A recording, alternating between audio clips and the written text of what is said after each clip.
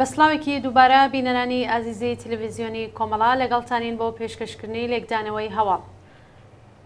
لێکدانەوەی هەواڵی ئەمڕۆمان سەبارەتە بە دوایین زانیاری لەسەر شەڕ و پێکدادان نێوان چەکدارانی حەماس و ئەرتشی ئیسرائیل. بۆ باسی زیاتر لەسەر ئەم ڕووداوە و دوایین زانیاریەکان داوامان کردووە لە هاوڕێی هاوکارم ئەمیر ئیسماعیل پور و هەروە کادری حیزبی کۆمونیستیەران کە لە ئستودیۆ ئامادە بێت و وەڵامی چەند پرسیارێکمان بداتەوە. ئەمیرم کاتت باش بەخێربی. زۆر سپاس لە خزمەتاندا. ئەمیر دوایین زانیاریەکان و دوایین ڕووداوەکان لەسەر ئەم شەڕ و پێکدادانە چین؟ بەڵێ پێشەوەی کە من وەڵام بە پرسیارەکەت دەمەوە گوڵناس سەرەتا بڵین قوربانی بوونی سەدان هاوڵاتی خەڵکی مەدەنی فلستین و ئیسرائیل بەڕاستی دڵی هەر ئینسانێکی ئازاد و خاز و شەریف یعنی ئازار دەدات. بەڵام لە بەرامبەرشیدا ئەگەر بمانێت بڵین پەشیمانی ئەخلاقیش دەرببڕدرێت وجدانی هەموو ئینسانێکی بە ئاگا هێور ناکاتەوە. هەرو جۆرێک کە بۆ خۆتان لە هەواڵەکانتان باستان کرد لە دوێنێەوە تا ئێستا کە من و تۆ ئێستا دێران سرم بابەتە قسە دەکەین زیاتر لە 600 هاوڵاتی لە خەڵکی فلستین و ئیسرائیل گیانیان بەخت کردووە بە هەزارانیش بریندار بوون و بە هەزارانیش ئاوارە و بێماڵ و حاڵ بوون. ئەگەر بینە سەر ئەوە کە بزانین بۆچی ئەم هێرشێکی ئاوەبەرین ڕوویدا بێت. هێرشێکی ئاوەبەرین گوڵناس ئەگەر تەوەجوی پێ بکەی هێرشێکی ئاوەبەرین بێوێنە بۆ تا ئێستا لەلایەن هێزێکی جریانێکی ئیسلامی کە بە ناوی حەماس ئاوە بێوە هێرش بکاتە سەر ئیسرائیل. ئەو هێرشە بەرینە بە دڵنیاییەوە ئیمکاناتی دەوێت ئیمکاناتی ماڵی دەوێت ئیمکاناتێکی هێزێکی نظامی بە چاودێریکی لە ئاستێکی باڵادا دەوێت و ئەو ئیمکاناتانش تەنیا دەوڵەتێک دەتوانێت بەراوردی بکە و ئەو ئیمکاناتانە فراهم بێت.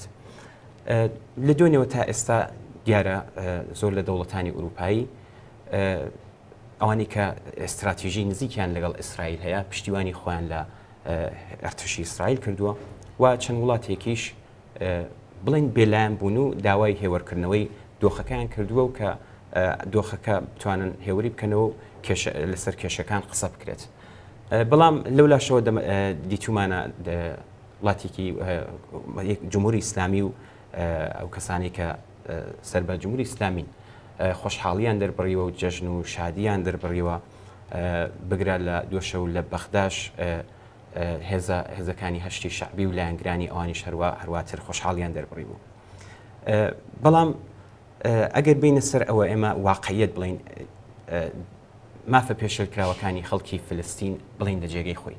بەڵام ئەگەر باس لەوە بکەین ساڵهایە ئیسرائیل غەزەی وەکو گەورەترین زیندانی جیهان بۆ خەڵکی هاوڵاتیانی فلستین دروست کردووە بە 2 میلیۆن خەڵکەوە.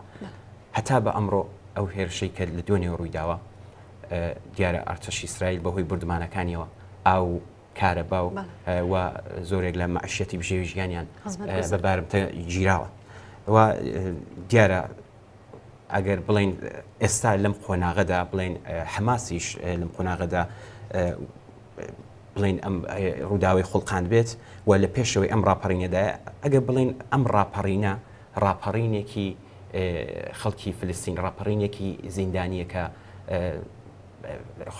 حکوومەتی ئەرتشی ئیسرائیل بە ساڵهایە زیندانێکی گەورەی بۆ دروستکردن و ئەم ڕاپەڕینە بڵین ڕاپەڕینێکی زیندانیکردنەوە جگەل لە زیندان و پاسەوانانی ئەم زیندانەش و ئێمە نابێت لە ئەوەی کە لەم قۆناغەدا دۆنێ حەماس هێرشی کردوێتە سەر ئەوە نابێت لە ناڕەوابوون و نایەسایی بوونی ئەم زیندان و زیندەمانانی کە ئەرتشی ئیسرائیل دروستی کردووە بێ ئاگابی. نزیک بە 2 میلیۆن ئینسان لەو بڵێن لە دیوارێکی بەرزی بەتۆنیدا لەوێ وەکو زیندانی کراون. ئەگەر بکرێت ئێمە ئەلان باس لە سوود و زیانەکانی حتمما وتم بە قسەکانت کۆتایی بێبێ تۆ لە ناو قسەکاندا باسی وڵاتانت کرد کە لەم شەڕە سوود دەبن مەسەن باسی جمهوری ئیسلامی کرد باسی هەشتی شعبیت کرد لە بەغداد تۆ لە ناو قسەکانە ئەو قسانت کە کرد من وا هەستەکەم کە سوودێکی تایبەتمەندی هەیە بۆ وڵاتانێگەر ئاماژەی پێ بکەی ئەو سوودانە ئەم شەڕە چه سوود و زیانێکی هەیە لە خۆیدا؟ بەڵێ بێگومان دیارە دەوڵەتان لێرە سوود دەبینن. نیشانەکان ئەوە دەردەخەن کە من دواتر باسیم هێرشە بەرینەم کرد هێرشێکی ئاوبرین ئەو جۆرەی کە نیشانەکان دەری دەخەن دیارە جمهوری ئیسلامی فقط خۆشحاڵی دەربڕیەوە بەڵام دوێنێ لە تۆڕە کۆمەڵایەتیەکاندا دیتمان یەکێک لە فەرمەندە باڵەکانی حماس بۆ خۆی دانی بەوەدانا کە ئێمە بە پشتیوانی ئێران و حمایەتی ئێران و چەند وڵاتی تر ئێمە ئەم هێرشەمان دەست پێ کردووە. ئەگەر بشگەڕێنەوە بۆ چەند ڕۆژی ڕابردوو خودی عەلی خامنەی لە سەروی هەمویانەوە مساحەبەی دەکرد لەسەر تۆڕە کۆمەڵایەتیەکان و لەوێ باسەوە دەکات باس لە ئاساییکردنەوەی پەیوەندی وڵاتانی عەرەبی بە تایبەت سەری مەنزوری قسەی لە خودی عەرەبستان بۆ کە ئەو کەسانی دەیانێت پەیوەندیەکی ئاساییان لەگەڵ خودی ئیسرائیل بێت ینی چاوەڕوانی ئەو بکەن کە دۆڕاون ینی وەکو پەیامێک داوێتی بە ئەمانە دەری دەخەن کە حماس ناتوانێت ئاوا کتوپڕ هەروی جۆری کە تەواوی دنیا دەزانێت ئەرتەشی ئیسرائیل هەم لە بواری نظامی هەم لە بواری دەستگای اطلاعاتی زۆر بەناوبانگە ناتوانێت ئاوا هێرشی بکرێتە سەر و ئاوا لە بەرچاوی دنیا هەموو شتێکی بشێتە ژێر پرسیارەوە.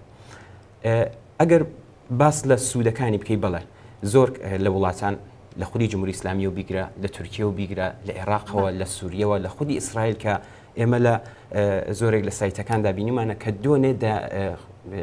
دۆنێ لە شار لە ئیسرائیل وا دیار بووە کە خۆپیشاندانێکی زۆر گەورە دژ بە سیستمی دەسەڵات بەڕێوە بچێت.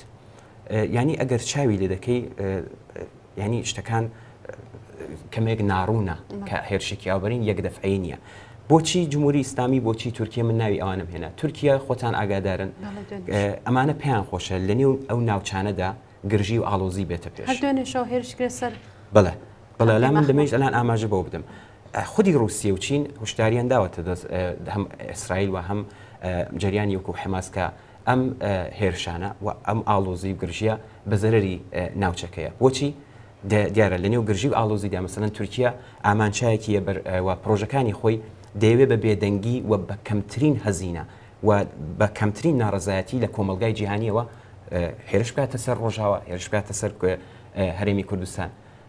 عێراق هەرواتر کە دژ بە خودی ئەم هەرێمەن لە مەقتەعێکدا لە قۆناغێکدا خودی هەرێمی کوردستان ینی بەسەریان داسپەوە ئەمانە لە نێو ئەو گرج و ئاڵۆزیەدا کە پێیان خۆشە متەشەنج بێت ینی ئەو پرۆژانی کە لەبەر دەستیانە دیبن یا خودی کۆماری ئیسلامی کە باس بینە سەر کۆماری ئیسلامی کۆماری ئیسلامی لە دوای ئەم ئاخێزە جەماوەریەی کە یەک ساڵ زیاترە ئێمە دەیبینین لە دۆخێکی ئابووری زۆر خراپدایە ئەو دەیەوێ هەمووی ئەم فشار و زەختەی کە خودی بڵین لەلایەن خەڵکەوە لەلایەتی بیخاتە دەرەوەی سنوورەکان ینی بە جۆرێک لە جۆرەکان بڵین کۆمەلگا بەڵە چاوەکان بچێتە ئەو بەری سنوورەوە. بۆچیش پێی خۆشە چون پەیامەتایەکی داوە زۆر جار مەسەلەن دەیەوێت بڵێ من لە نێو ڕۆژهەڵاتی ناوەڕاست ئێشتاش دەتوانم دەسەڵاتم هەیە لە ڕێگەی هێزە نیابەتەکانەوە من دەتوانم ئەم ناوچانە بکەمە گۆمی خوێن و هشداری دەکات ڕۆژێک لە ڕۆژان وەکو چۆن ئەلان مەترسی دەسەڵاتەکەی لەسرت ئەگەر بێوێ دەسەڵاتەکەی بکەوێتە مەترسیوە قەتعەن جمهوری ئیسلامی بە هەموو توانایەکەوە ئەم کارە دەباتە پێش و ئەوە بەکاری دێنێ وەکو چۆن ئێستا هەوو جۆرەی کە باسم کرد نیشانەکان دەریەخن کە حمایەتی خودی جمهوری ئیسلامیشی لە پێش بووە بۆ ئەم حملەیە. باز لە زیانەکان بکەین ئەوە باز لە سوودەکە بوو کە دەوڵەتان بوو. زیانەکان چیمان پێدەڵ ئێمە ئەگە چاو لێ بکەن لە دوێنەوە بە سەدان کەس بە هەزاران کەس کە بریندار و قوربانی بوون هاوڵاتی مەدەنی بوون هاوڵاتی غیرنظامی بێدیفاع بوون قوربانیان داوە.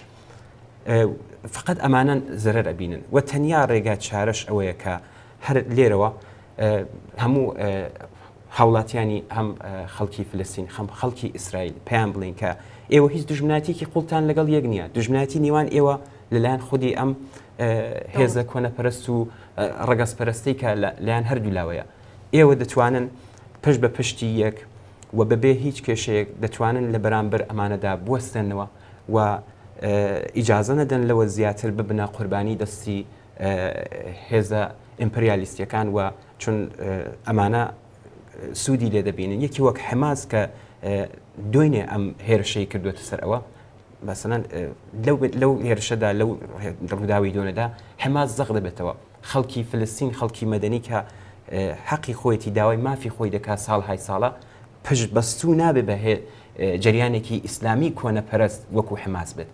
جابووە لێرە فقط هاوڵاتیانی مەدەنی خۆیان دەتوانن پەژەستور بن بۆی کە لە پەنایەک بوەستێنەوە لە دژی ئەم خوێنی خوێنکاری و کارە ساتەی کە خۆڵقاوە. بەڵای ئەمیر زۆر سپاس بۆ ئامادەبوونت. کاتەکەمان کۆتایی پێات وەگەر شتێک کەس کە پێت وایە ئاماژەت پێنەکرۆ فەرموو. زۆر سپاسەوەی کە پێویست بوو وترا. زۆر سپاس. بەڵێ بینەرانی عزیز زۆر سپاس بۆ ئەوەی تا کۆتایی لەگەڵمان بوون.